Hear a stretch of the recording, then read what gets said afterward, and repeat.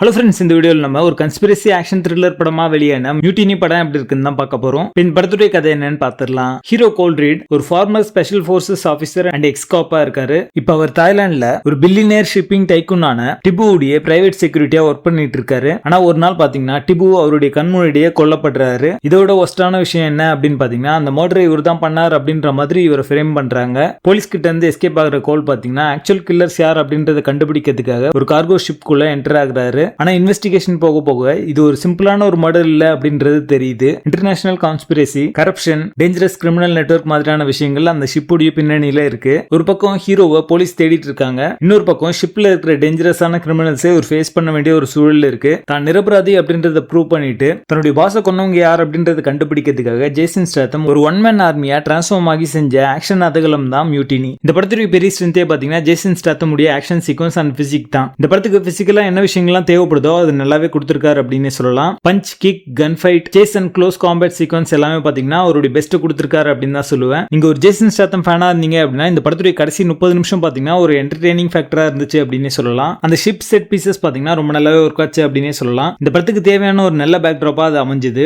கண்டெய்னருக்குள்ள சண்டை போடுற விஷயங்கள், நேரோவான காரிடார்ஸ், ரெஸ்ட்ரிக்டடான பிளேசஸ்ல சண்டை போடுற விஷயங்கள் எல்லாமே பாத்தீங்கன்னா ரொம்ப நல்லாவே ஒர்க் அவுட் ஆயிருக்கும். வெறும் ஆக்ஷன் சீக்வன்ஸ் அப்படிங்கிற மாதிரி இல்லாம இன்வென்டிவாவும் எனர்ஜெட்டிக்காவும் நிறைய விஷயங்களை அந்த சீக்வன்ஸ்ல ஆட் பண்ணிருப்பாங்க. அது பார்க்கிறதுக்கு புதுசா இருக்கும். படத்துடைய டியூரேஷனே 95 மினிட்ஸ் தான். ஒரு குயிக் வாட்சா நீங்க பார்த்து முடிச்சிடலாம். படத்துடைய கதையை பொறுத்த வரைக்கும் old wine in new bottle மாதிரியான ஒரு கதைக்களம் தான். இதே மாதிரி கதைக்களத்துல ஒரு 1000 படம் இருக்கு அப்படின்னு சொல்லலாம். அதே மாதிரி இந்த படத்துல இன்டர்நேஷனல் கன்ஸ்பிரசி அப்படின்ற ஒரு ஆங்கிள் வந்து வச்சிருப்பாங்க. அந்த ஆங்கிளுமே பாத்தீங்கன்னா ரொம்ப அறத பழசான ஒரு ஆங்கிள் அப்படின்னு சொல்லலாம். ஃபர்ஸ்ட் ஆஃப் பாத்தீங்கன்னா ரொம்ப டல்லா தான் போயிட்டு இருக்கும். செகண்ட் ஹாஃப்ல அந்த கடைசி 30 மினிட்ஸ் தான் படத்துடைய ஹைலைட் அப்படின்னு சொல்லலாம். கேரக்டர் ஆர்க் அண்ட் டெவலப்மெண்ட் சரியா பண்ணலாதனால பெருசா நம்மளுக்கு எமோஷனல் மூமெண்ட்ஸ் கனெக்ட் ஆகல. அனபிள் வேலிஸ் அப்படின்ற கேரக்டர் வந்து வச்சிருப்பாங்க. ஃபீமேல் ஃபைட்டிங் கேரக்டர் மாதிரி வச்சிருப்பாங்க. அதுவுமே பாத்தீங்கன்னா எல்லா படங்களும் நம்ம பார்த்து பழக்கப்பட்ட ஒரு கேரக்டரா தான் இருக்கும். பேசிங் ஆவரேஜா இருக்கும். மொத்தத்துல இந்த படத்தை பார்க்கலாமா வேணாமா அப்படின்னு கேட்டீங்கன்னா, கதையை பத்திலாம் எனக்கு கவலை இல்ல, ஜேசன் ஸ்டாத்தம் நடிச்சாலே அவருடைய ஃபைட் சீக்வன்ஸ்க்காகவே படம் பார்ப்பேன் அப்படின்னு நினைக்கிறவங்க கண்டிப்பா இந்த படத்தை பார்க்கலாம். மொத்தத்துல டைம் பாஸ் கேட்டகரியில ஒன் டைம் பார்க்குற ஒரு படமா தான் இந்த படம் வந்திருக்கு. படத்துல அடல்ட் கண்டென்ட் இல்ல, இருந்தாலுமே வயலண்டான சீக்வன்ஸ்லாம் இருக்கு. அதுக்கு ஏற்ற மாதிரி பிளான் பண்ணிக்கோங்க.